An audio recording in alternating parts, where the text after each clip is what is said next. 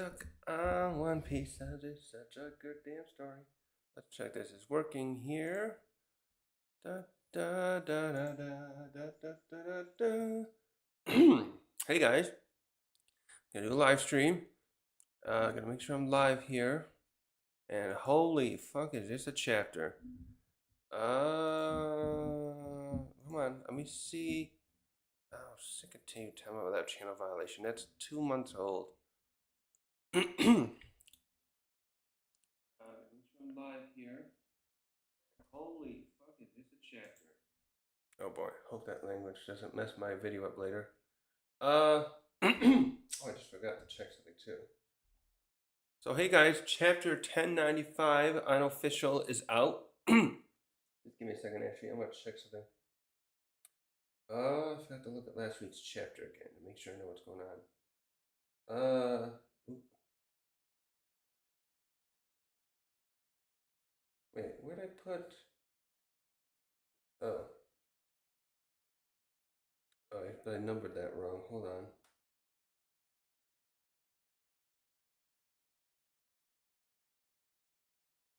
on.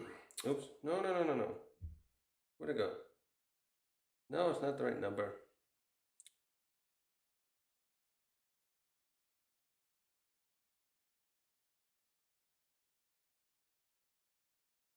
Wait a minute. Did I get the numbers right? Where are we at this week? Am I losing it? What chapter are we on in One Piece? Yeah, 1095.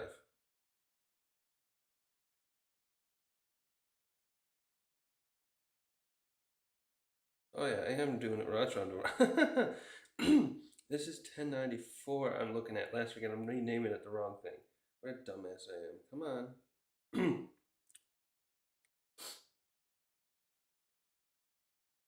on. Oh, I gotta sneeze. Oh. Well, it's not that showing here.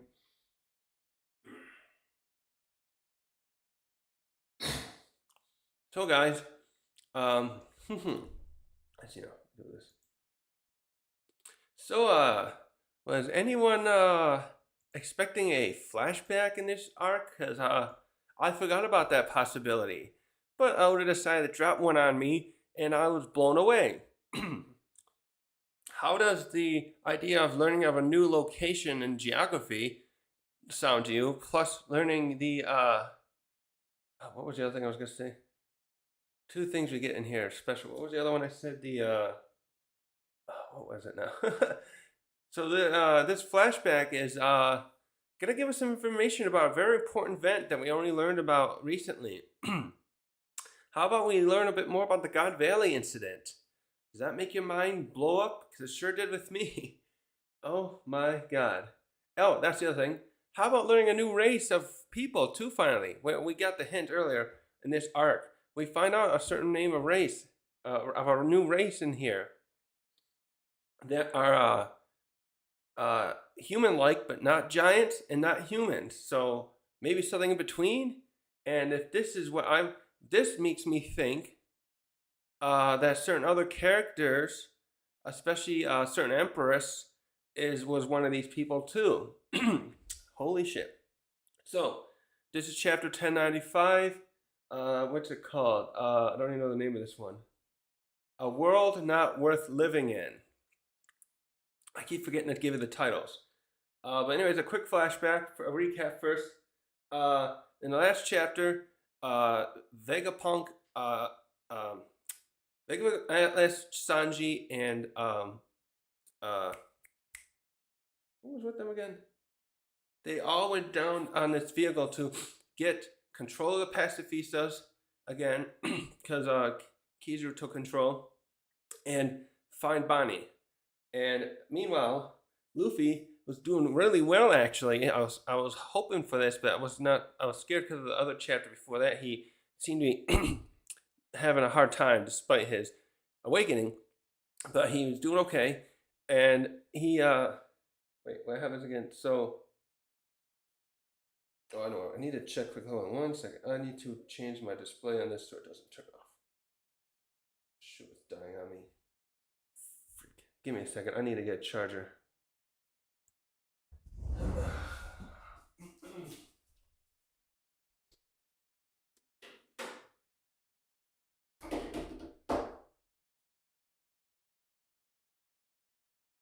Where'd that cable go?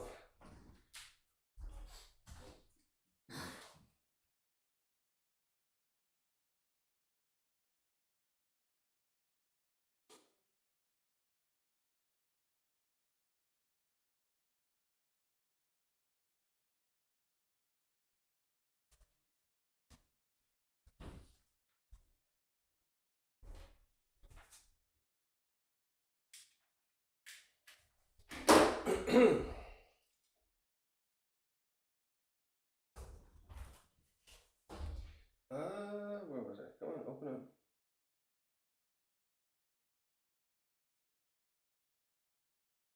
Who else was that there? Oh, yeah. Oh, that's right. Frankie. Frankie was the other one with him too. Gotta write that down.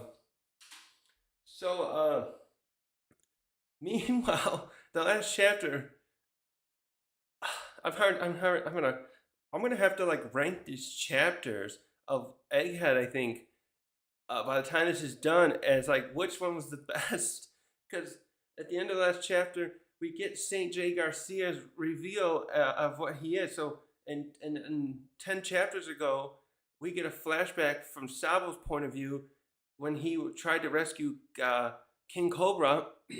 We see that the Gorosei and Silhouette back then were monsters of some sort, and we see he's some kind of spider or demon. Wait, what would they call it in Japan? Oh no, not onis. Those are the ogre-like things, right? I can't think of the term. It'll come back to me. And so we end the chapter. We end the chapter with Bonnie trying to kill Saint J by using a sword she pulled out of nowhere. Actually, when did that sword come from? It looked like a katana. He just draws a katana. I didn't think any of the Marines usually carry katanas except like officers. Usually when they're carrying swords, I thought those were just like cutlass looking style sword. Yeah, so St. J had come there, and as we explained in the Chan 93, he knows he has to take control of the pacifistas now because this back and forth is making it hard for the low-ranking Marines to fight, and Kizaru by this point is taking longer than he expected. Luffy's given a much harder time than they. I feel like St. J and Kizaru himself has thoroughly, sorely, underestimated Luffy's power. And so anyways, yeah, the chapter ends with St. J, because he, what it was, I should finishes that, just to finish off this recap, Bonnie was rescued by the rescue party of the two Vegapunks and Frankie and Sanji, and they were going back up, but Kizaru destroyed the road, the thing they're riding up, and then they're now at the mercy of Saint J. And Luffy took Kizaru out at the end of this. That's my favorite part. He took Kizaru out. He didn't kill him or even knock him out, but he got a solid punch here at the end, and it was clear too Kizaru was starting to get tired as well as Luffy, and he took him out before he lost his transformation. Luffy, that is. So I think I was going to say something else, but no. So let's go on to the new chapter, 1095, World Not Worth Living In. We start off again with the continuation of the other Marines being told to evacuate away from the place where St. J is. It says something like Commodores or, was it Rear Admirals or Commodores? That they're not allowed to, anyone below that rank is not allowed to even look upon him. Something else too there, he seems to have some kind of ability, which I'm going to elaborate on in a bit. Because I have a theory about what it is. I think I brought it up in the last video. What was I going to say about that? Yeah, and so it's something of interest here. I was thinking about this in terms of where teching 101, he was saying something. He made a good point. I didn't think about. Let me get this Marine ranks. want to check the ranks again. I think Commodore is the one right below Rear Admiral, right? He brought up a good point about whether or not most people know about the Gorosei and whether or not they're and their here it is. Where's there it is. Yeah, Commodore's below Rear Admiral. He brought up a good point about whether or not other people know the existence of the Gorosei, and we do get confirmation here that there is some public knowledge to it, at least among even low-ranking Marines. One of them comments on, "I've only ever seen portraits of Saint J. Garcia," um, and then one of them though says, one of them makes a comment something about, "Oh, these guys are the ones above the gods of the celestial dragons." So clearly, like the point here, all of them are extremely surprised that he's come along. These low-ranking Marines are all extremely surprised he's come here and made his presence known. And where does it come next?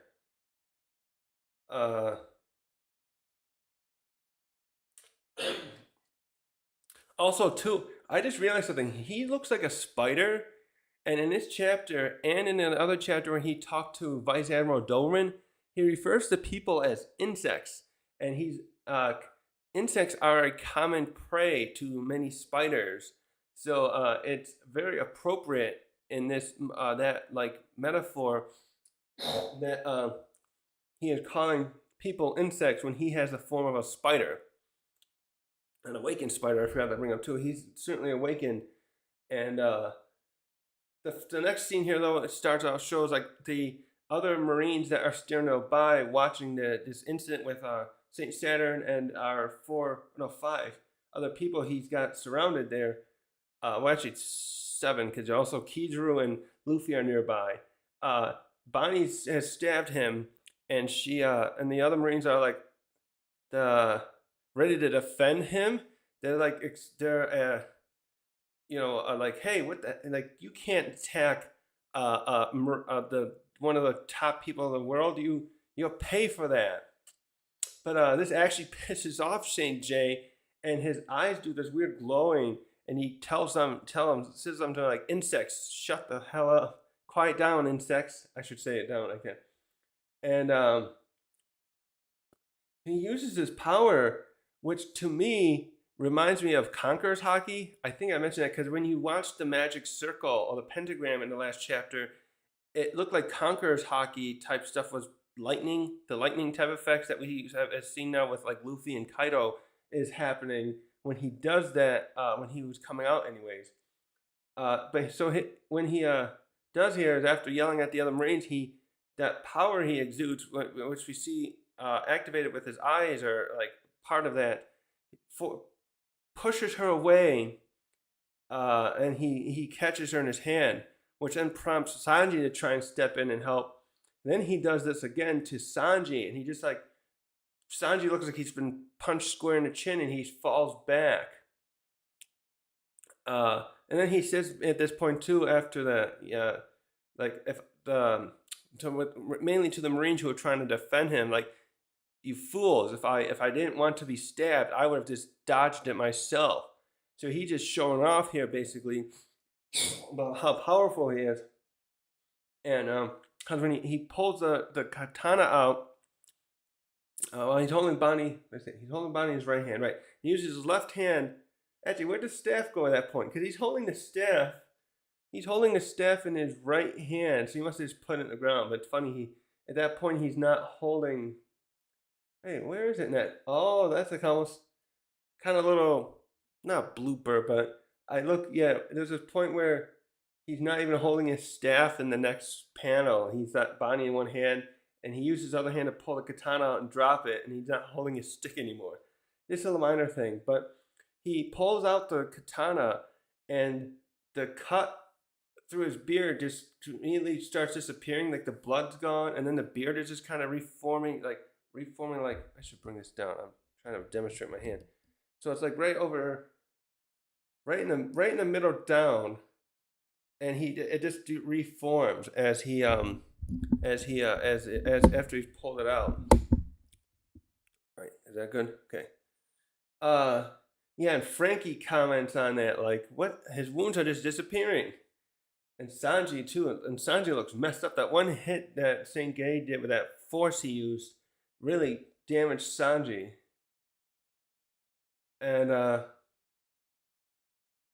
and then again, the Marines try to come in and aid.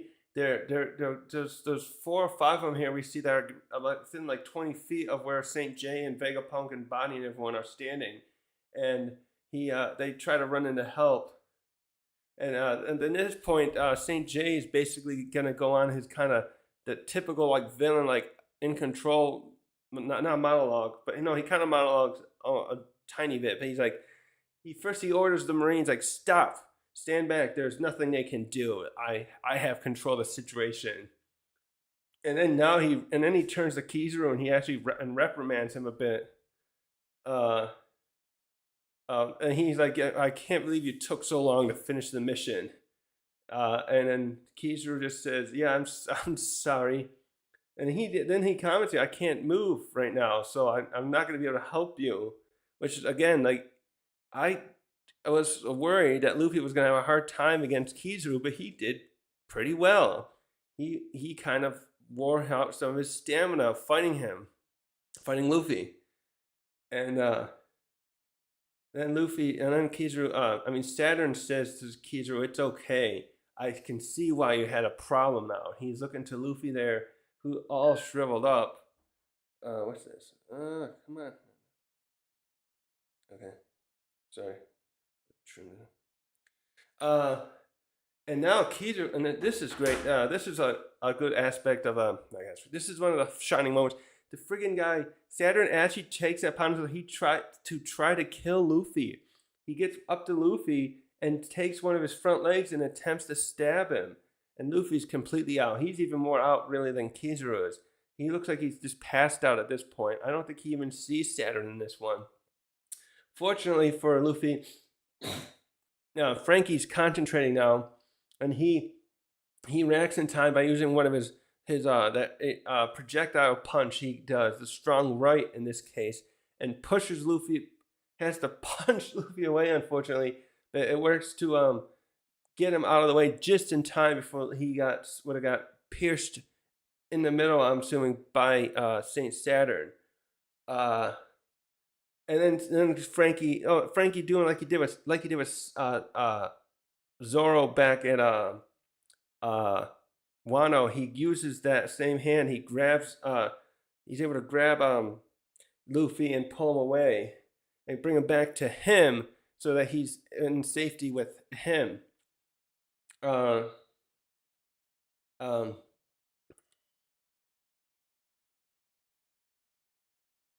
and so then Saturn's like, you have a pretty good crew, Straw Hat. And then Frankie's kind of like, Frankie in a weird moment, he's like, look at this. Now even the world government top leaders are trying to take Luffy's head. I think he actually squeezes Luffy a little too much there, though. So now this is where he kind of Saturn kind of goes on his little monologue here, and he's like, I was not expecting you, Luffy, and Bonnie to join this battle and make things more complicated, but now you can't escape. I have all these Marines here, and this island is about to be destroyed. And he's like, if you guys manage to escape, I would love to see how that's gonna happen now. Also, I want to bring this up because as I was just reading this earlier, I have a mini theory to throw in here. Because I was bringing up, I think especially in the last chapter, the one before that, also my theory video I did last week about what if Saturn dies. I was thinking about if the Blackbeard pirates are here, I'm thinking about how will they escape, no matter what they do here. I don't know if they're going to steal something or kill someone. Now that I think about it, what if they do just steal that Mother Flame stuff instead and they don't kill anyone? That still would be a bad outcome. But I was thinking, because we don't know much about Lafitte, and maybe something else, or maybe there were technology. I'm wondering if there's a way that Blackbeard's ship is camouflaged or hidden, and he's hiding it, or no, he's not there. They're hiding that ship among the other ones, and that's how they'll escape. Or maybe they'll just commandeer one as easily that. But I was just thinking, what if there's an ability where they can hide their ship there? Because there's just so many there, and unless Lafitte can fly too, so this could be null and void. If he can fly and they can just fly off the Davon in hand and maybe whatever else they're gonna do, uh, then they could just get back to their ship, which could be like a couple miles away. But I just had that random thought while I was reading this panel here on page 7 of the chapter, where during the monologue here of Saturn, Oda gives us a wide shot again of the island, or not too wide, but and then all the ships there. Cause I just see all the regular ships there, and I was thinking again, how can the Blackbeard pirates be there, and how could they escape? Anyways, that's just my mini tangent on that. So next, now Saturn addresses Vegapunk. He's like, "I'm too bad you had to betray us. Your contributions have been so useful to our military power." Basically saying, I wish you could have continued working for us and had continued this a long-lasting and healthy relationship of helping you with your experience and you helping our military. But then he just says, "Thank you for what you've done thus far," basically. So now he begins saying, like, "I'm gonna make sure you guys die very painfully. So, and who I'll let one of you choose who can die first. I'll make sure you regret defying the world government."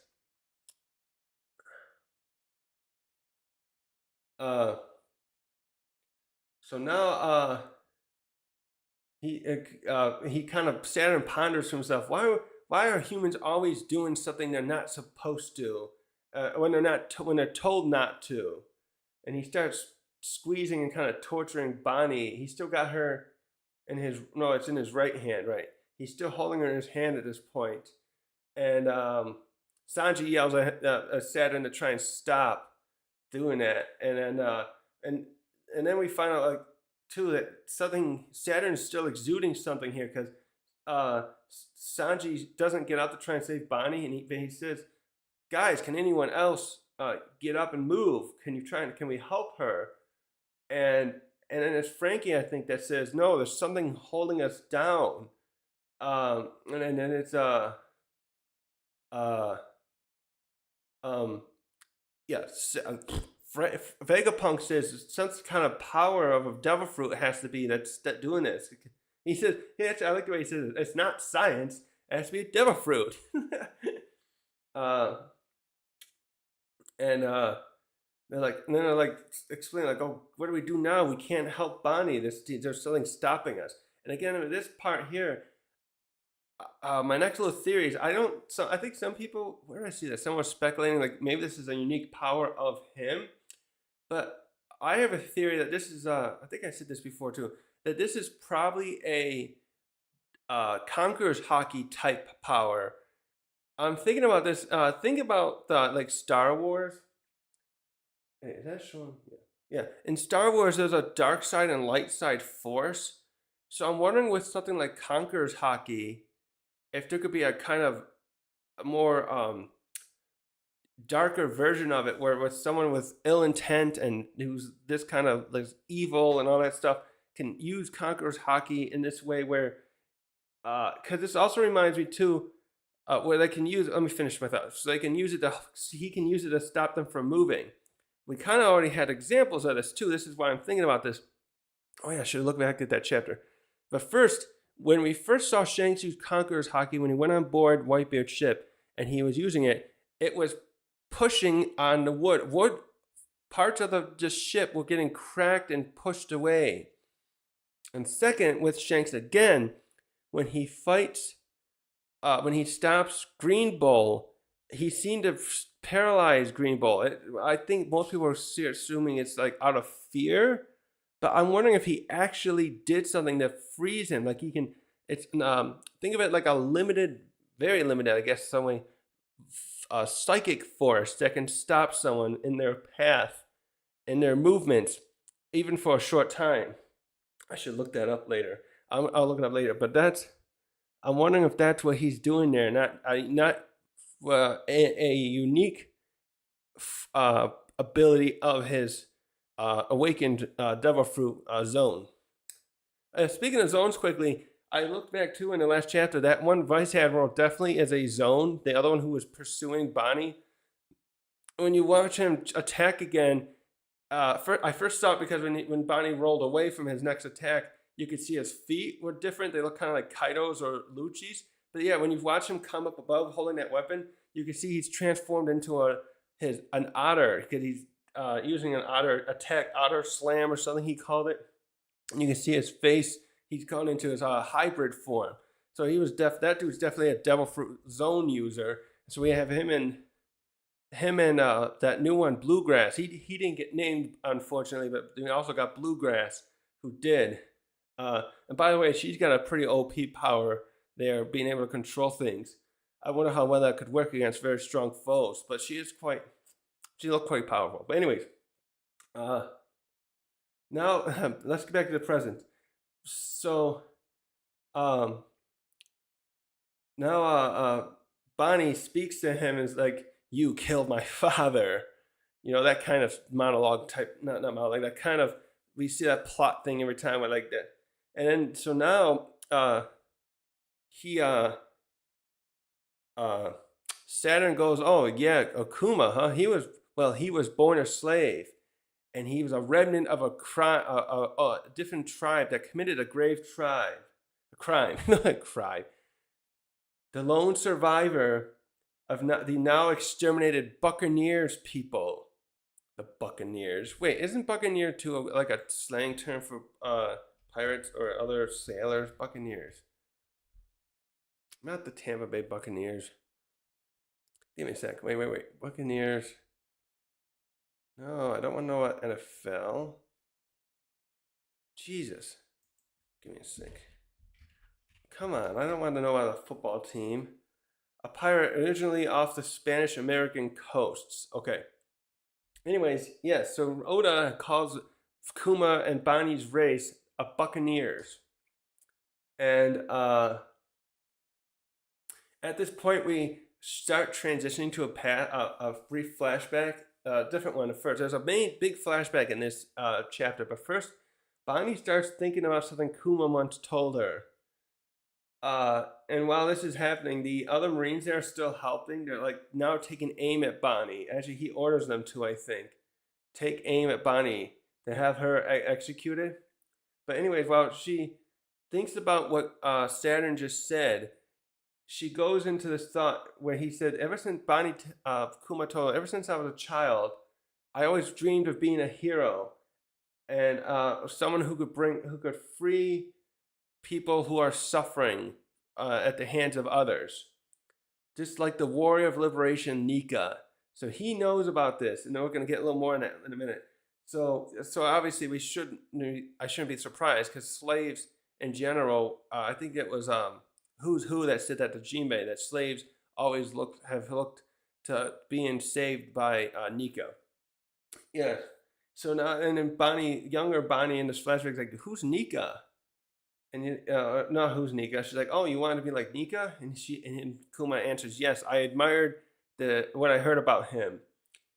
He would dance into action with a smile on his face." And we see a little flashback where it looks like Kuma and Bonnie are dancing together. He's kind of going like this thing, and she's like, looks like, I can't tell. She's done a little scribble. It looks like she's doing something on her hands. And we see a little singing and drumming, a little drum sounds, the dum da dum, and a little dancing together. Now, what does that mean? So as that's happening, yeah, Saturn holds up Bonnie and orders the other Marines there to take aim with their guns to aim for Bonnie's head. And Bonnie, Sanji and Vegapunk are yelling at, like, Sanji's trying to say Bonnie chant, like trying to help, yelling no helplessly, like, "Bonnie, get out of there!"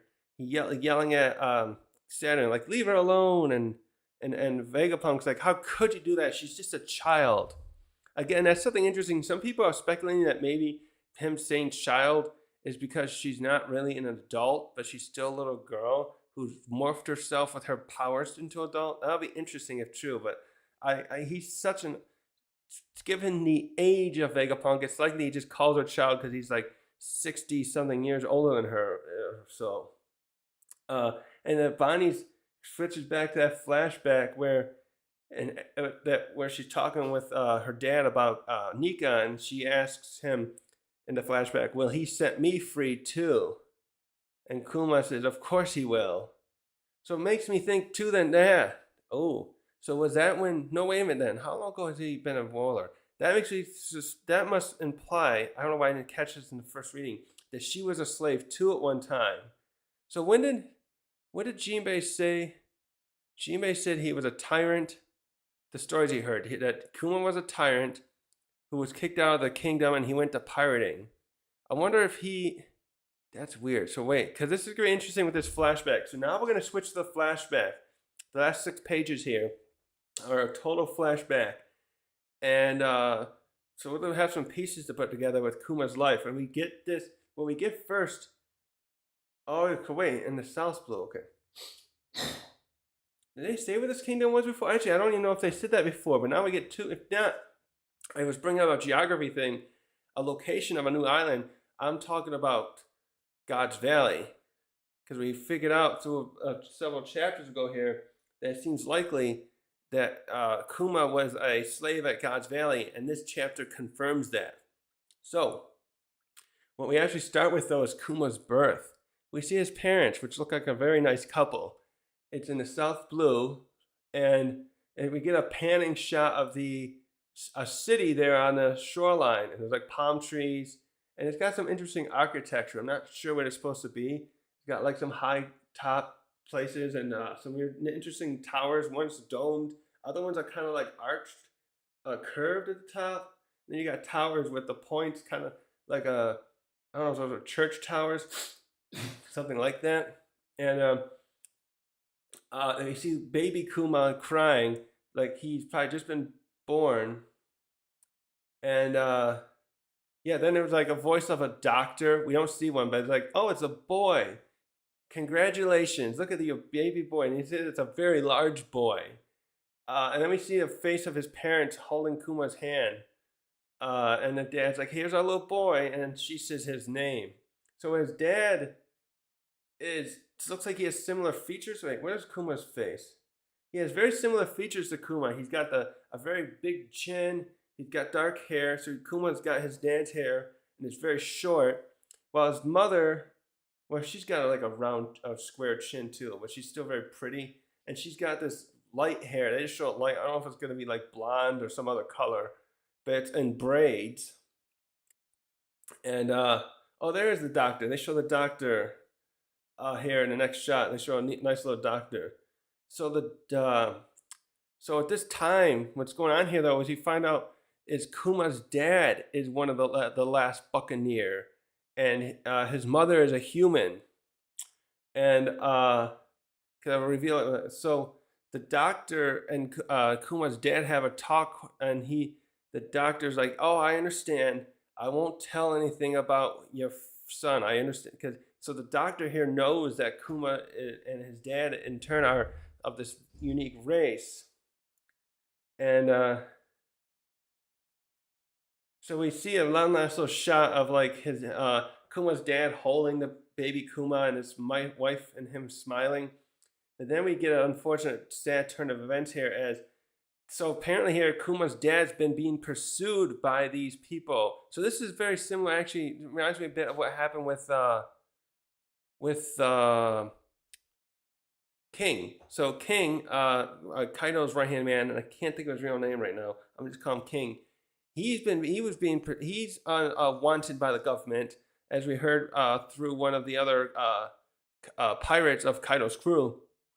And it looks like this is a similar thing happening with the Buccaneers, and his father here, Kuma's father, being the last one. And so they're hiding here in the Sorbet Kingdom, and then we see them running. You see someone running. I guess it's them trying to make a run for it. Oh, is that his wife's name? Clap? with a K. I think that's his wife's name. He's saying, "Sorry, we have to run. The government spies were in that hospital too."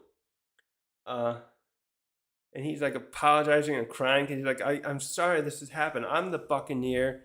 You're just you shouldn't be have to endure this being pursued because you're just a human." Like, and the way he says it, I'm the one with Buccaneer blood running through my veins. You shouldn't be part of this. So maybe he's not a full Buccaneer himself either. It doesn't really specify. And he's yelling to someone like, don't take my wife in. She's not part of this. I'm the Buccaneer." And unfortunately, though, we have a next panel where we see them captured. So this is actually also this is years later, by the way. I should point out this is not immediately after the hospital. They must have waited. Kuma here looks like he's anywhere from 2 to 3 years old because he's rather small, young looking, but he's also very big. Remember, so there's a thing here too. I gotta stop and clarify. Apparently, the Kuma's size, like I was trying to say in the beginning, is unnaturally large. And we see this here that Kuma's dad is huge. So it's hard to say exactly because we got his mother sitting down in a spot, and in this panel here, they got captured, and his dad's all beat up. It looks awful. He's wearing some kind of probably this raggedy slave outfit or something now, and they got him chained up and they got Kuma chained up, and I can't really see anything on his mom, but she's sitting in with them and she's trying to comfort young Kuma, and she's probably chained up well too. But this is the last time we're gonna see her because then we switch to what I guess is Marijwa, and we start seeing how Kuma himself is being leashed around by walked around with like the chain as a leash by one of the celestial dragons. Uh, and he's being forced to carry a crate with some pottery on top of that. And another celestial dragon's like, "Oh, look at your slave. Look at his strength. It's amazing." What do they call him? A Bachian slave? Is that supposed to be a Buccaneer slave? I don't know what that means. And then we get the parts, switch the parts. We kind of hear what we're seeing now is the life Kuma led when he was being a slave. And we see it next thing when he's getting beat up or the kind of tortured and beat up punished, I should say, by the celestial dragon. I don't know if he's using a whip. Yeah, it looks like he's using a whip. It's kind of small panels, but it looks like the lines are showing a whip swinging around. And he's being punished because he's not moving fast enough for this dragon, his owner's liking. And then we see him like crying and stuff, and then the guy is just reprimanding him, like, "Shut up! Don't do you want to die?" And I think he's holding a gun at that point. And now we switch to a point where his dad must be in the ownership of a other dragon, celestial dragon.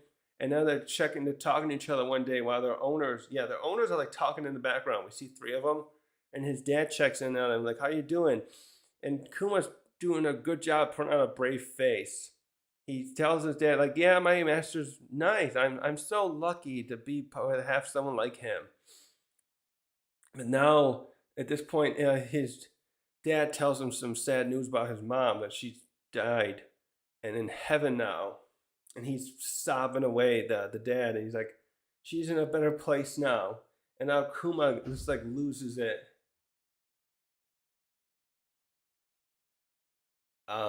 Man, poor Kuma. He does I thought that was the dad at first, but no, it shows Kuma. We get this big shot of Kuma sobbing at this, learning about his mother's death. And this is where the chapter title comes from, Not Worth Living In. Because he basically saying he says to his dad, like, I don't want to live anymore. I'd rather die now. And his dad's trying to tell him, no, you have to live on. You can't give up. The warrior liberation's gonna come and save you. And this is the first time Kuma hears of it. And he's like, "Who are you talking about?" And we get a brief panel redrawn of the iconic the look of Luffy with the little spears and jumping in front of the moon. And Kuma is there explaining to him. Also, there are like other slaves present when he does it. He's like, the god of sun, Nika. He's a warrior of legend whose story's been passed down to our people, the Buccaneers. Okay, and then he said, yeah. He goes on to say, one day he'll free us from here and take us back to the world below and under the ocean under the sun. And he's a guy that's always laughing. And he goes on and then goes on, yeah. He moves in a rhythm and makes people laugh. And he's like, yeah. So Dad's doing a really good job of telling a story, and he's even got Kuma to kind of calm down about his mother's passing. And his dad's like dancing around doing. Oh yeah, that's right. He's doing a little dance. We just saw. That's cute. So we just saw Bonnie and Kuma dancing, and now we see his dad. That Kuma learned to dance from his dad. He's doing a little da dum da dum. Oh, and these guys are smiling and everything.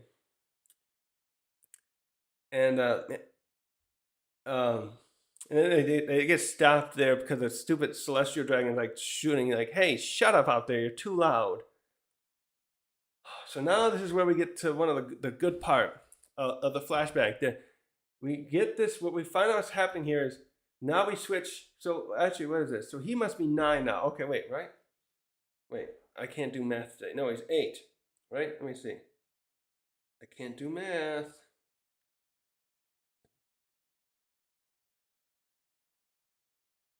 8. Yeah, he's 8 at this time. We switch to 38 years ago in the West Blue, and we see a bunch of celestial dragons together in some town.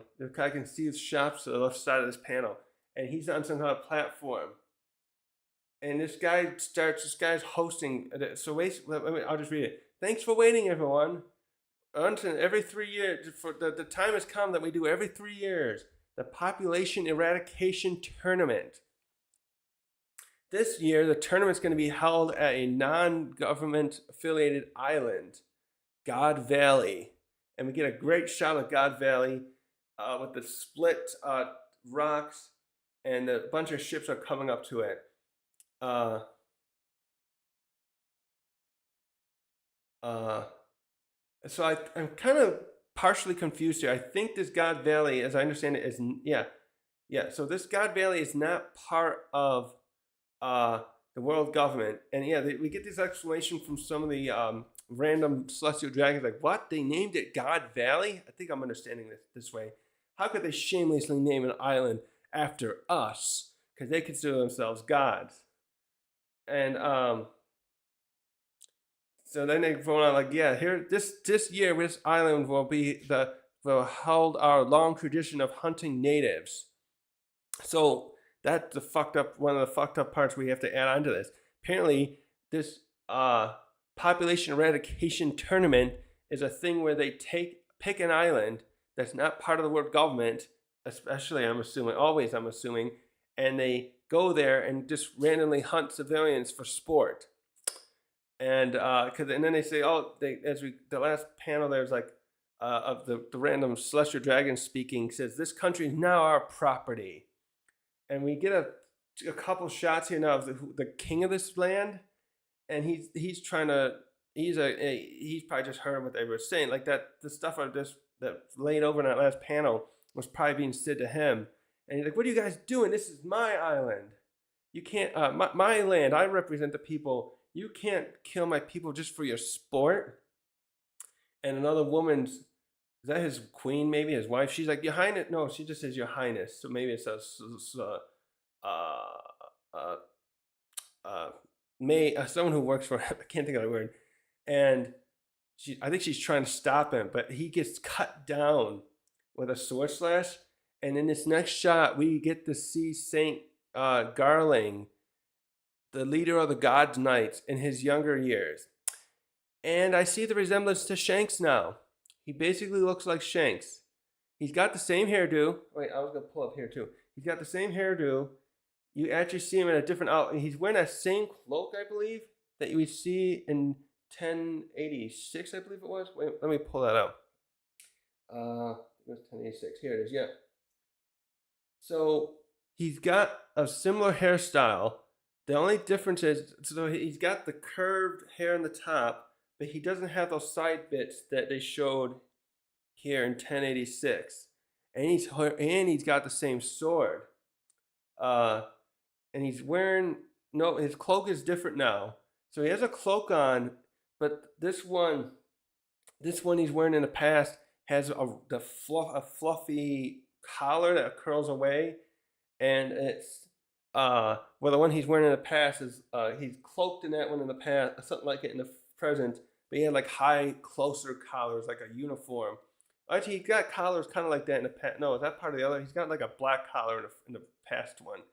That's part of like a waistcoat. It looks like, or like a vest, And he's wearing like a white shirt underneath that goes past his belt line, and that has vertical black stripes on it. And he's got a belt which I think is wearing the buckles are two the world government symbols. The only other thing that's similar to the past one is it's got those two. He's got two world government symbols on his left breast side. Well, I can't. Yeah, his left side here. Um, and yeah, and that on his past in his present outfit when he's got the big cloak or coat on, he has that up on the more looks like it's on his sleeve, and then he's got like armor on too. He's got some stuff coming around over his shoulders. He's got some for the gauntlets, parts on his wrist. I gotta remember my camera can't see me well, can it? Go like that. Nope, this way. It's going down this way. The armor's going that way. The express coat kind of stops at his mid level. He's got similar boots on, but then he's also you can see that his lower legs are protected with armor as well. Actually, you know what I just realized too? I gotta clarify. I think I said something in the chapter 1086 because I was reading the unofficial one back then, and I didn't clarify this afterward. I think the unofficial chapters of 1086, when they introduced Garland in the present, did not call him the King of God Valley or something like that. But no, and I read the official chapter today. It said he was the man who passed sentence over the other Celestial Dragon, our friend. I can't think of his name. It said this man was a distinguished figure. A figure who was once distinguished. Excuse me. A man who once distinguished himself at God Valley, and today, so in the present, he's the supreme commander of the God's Knights. But at this point, it looks like he's not. It just has the title card reads God's Knights, Saint Figurland Garling, and yeah, looks a lot like Shanks. So he cuts down that king,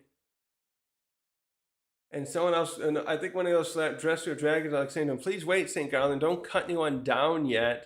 Like the game hasn't started."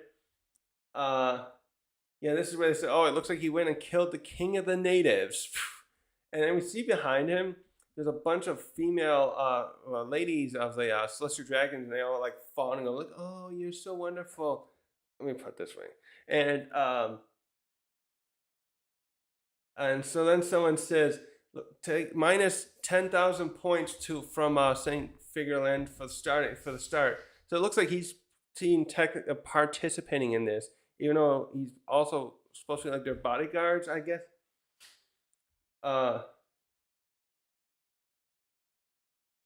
And so the next thing you point out is like this is where the slaves come in. It looks like what they're doing this in God's Valley is they're going to bring in slaves with them, and they're going to use them as part of the sport. This thing it reads in addition to the natives, you will round up problematic slaves, but I don't make sense. I think that means is the slaves are going to be let go and allowed to run away, but they're going to be that's part of the game is to bring them back as for the sport. Now we get a panel. The interesting thing here is we get a panel here. Oh, okay.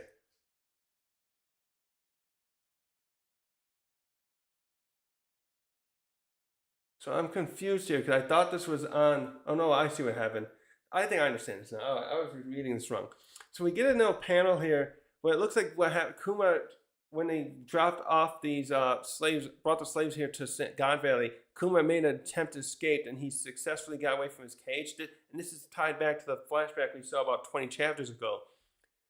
And but he gets captured. We saw, and we see here Saint Saturn is there too. It's present at this competition on God Valley, and he gets a report from someone, probably one of the cipher pulse. There's someone dressed up in the suit and a hat. It's not like the Marines. And it's reports from, sir, we found that child escaped, and the Buccaneer child. And now we get to the last page of the chapter, and we cut back to those other slaves who have captured him. I think they're other slaves. And he's like, you bastard, why'd you try to escape? If you're running away, it's going to put us all in jeopardy. Wait, the 10 of us have to take. Wait a minute, I want to check something too. Where's the other chapter where they show that?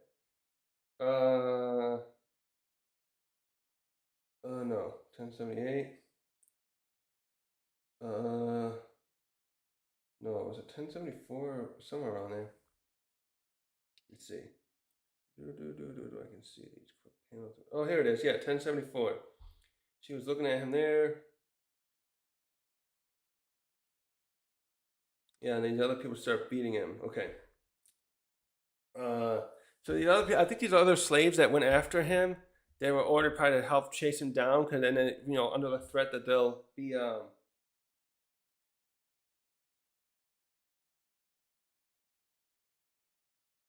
yeah. So I think the way they're dressed, I think he's being captured by other slaves. Now we get the end of the chapter, the last panels. This is great. Someone above, while they're other slaves or whoever are dragging him away. These other people at the top of a rock stop them, and the first one's like, "Hee haw! Stop right there." I'm trying to hold off revealing him. Hint, hint. Hee haw! And he says to Kuma, "Oh, you're the prize for this year. I hear you're from the last of the Buccaneer tribe." Oh, here it is. I hear Buccaneers have giant's blood. Okay, I did mess that up earlier. I was thinking this is different. So the Buccaneers are like half giant and half human. How the hell did that work out? So okay. Okay. So and now we get the last panel here, and we meet two characters. One of them we already know, and they were introduced both as slaves. Emporio Ivankov and Ginny. And Ginny is the sister to Ivankov, although he doesn't show her last name, so I don't know if that means it's a blood sibling. Maybe it's the same thing like Ace and Luffy. And we see Ivankov in his youth, and he's got the same face. You can tell right away it's him. He's got the big poofy hair, like imagine my hair on steroids. And let me silence this.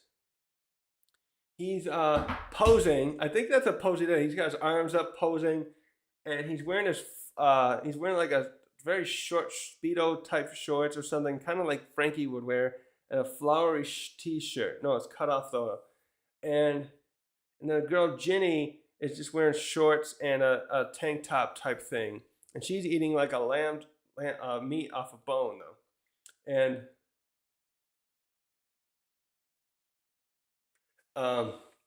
so basically what's going on here is Ivankov is like trying to inspire him. I think he comes in very flamboyant, like he does, "Hey, I'm here," and so I missed that joke before, but so Ginny says, "Oh, you're from the Buccaneers Club. My brother's a big guy too," and Ivankov's like, "No, it's just my face. I'm not that big." I mean, he actually is really tall though. It's odd. So we still don't get why some people like Kizaru too is quite tall, and Akainu and others. But anyways, I'll get more into that in a minute. And he's like, and Ivankov's like, "Look at you guys down there. You're all so sad and defeated already. I'm not gonna be like that. I'm gonna live on. I'm gonna survive. Basically, what about you? Will you choose to lie in defeat and wallow in despair, or will you live on like me?" So he's trying to inspire hope into the Kuma and presumably these other slaves that were with him. Because I think these guys were all together, like they're being in groups, and then they're implying here that if he escaped, they'd all be punished as well for letting him escape. Also, I think the reason he's trying to escape, I think what's obvious here too is that as part of the sport, none of these slaves, Kuma, Ivankov, Ginny, and these others we can see wearing a collar or anything anymore. They were brought in cages. And another panel showed other ones in cages in the last page next to the panel here next to Garling. And yeah, they're all without their collars and probably being allowed to run around the island, which is probably why they have all those ships too around the island. We see dozens of ships. Part of that probably there's like a contingent of Marines there to keep the making sure the slaves don't try to escape, as well as I'm assuming lots of food and stuff for these Slavish the dragons, celestial dragons.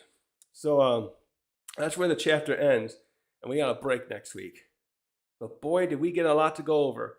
We got Ivankov, Kuma, Garling. We got his parents. We got all these characters, and this is so chapter end. Yeah, obviously, given the year, this 38 years ago, we're right before the point where the Rocks crew is about to roll up, and I'm really hoping that's exactly what we're gonna get. Like Oda's clever with his flashbacks. I've been realizing, especially like what he did with several chapters ago when he brought us more information about uh,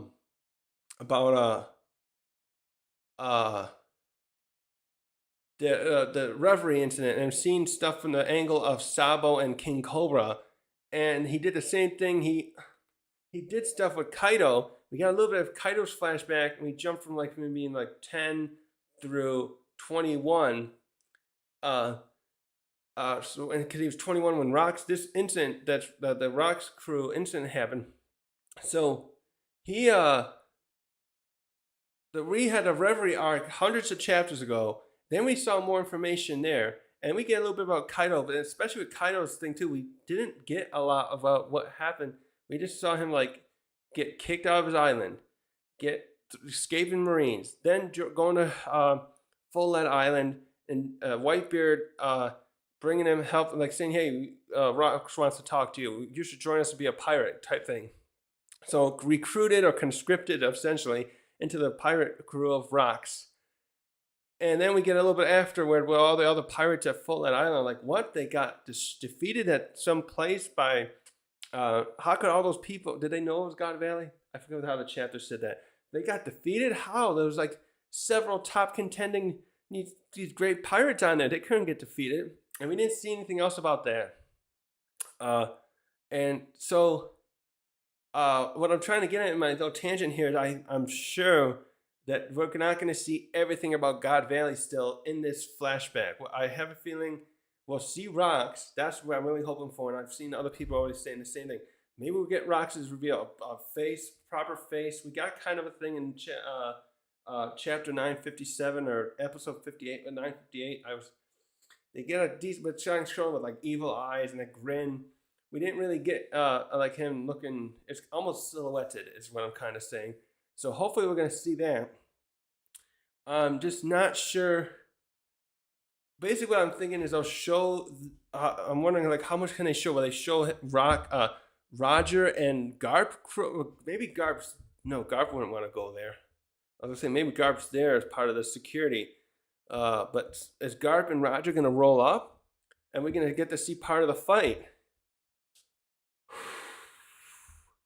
There's so much.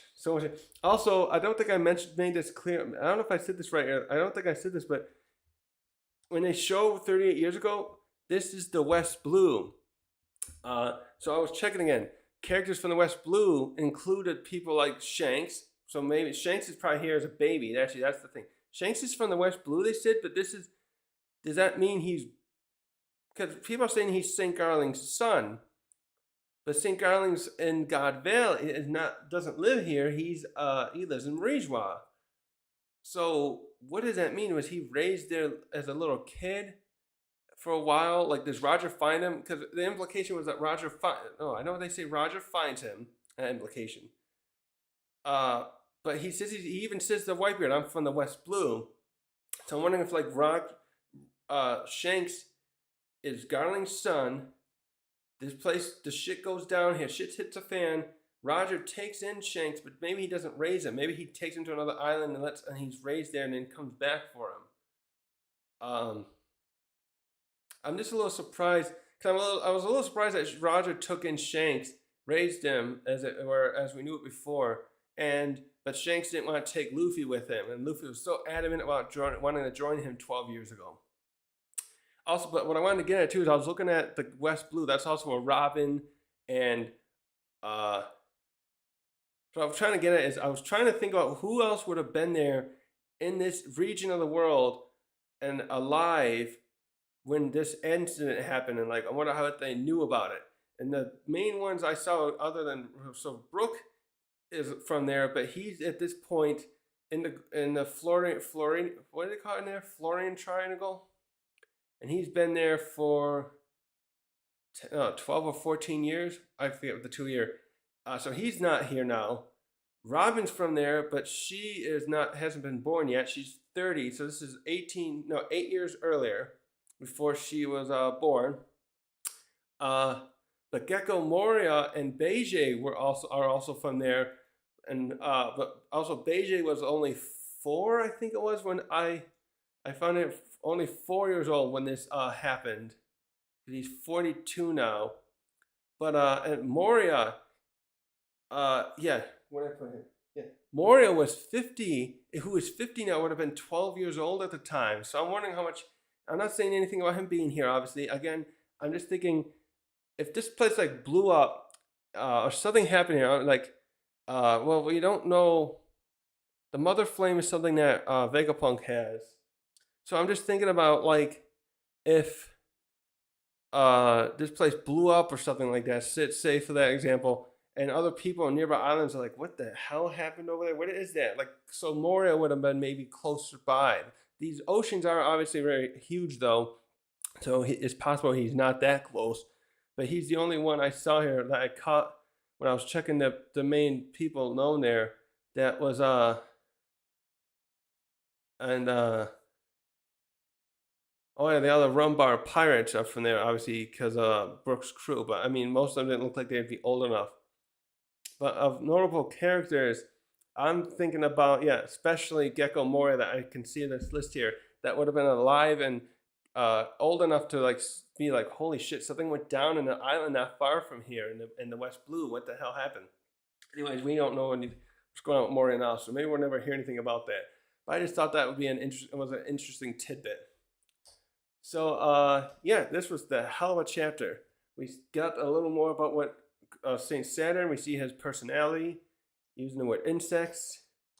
He got something going on there, which some kind of power, which could be unique.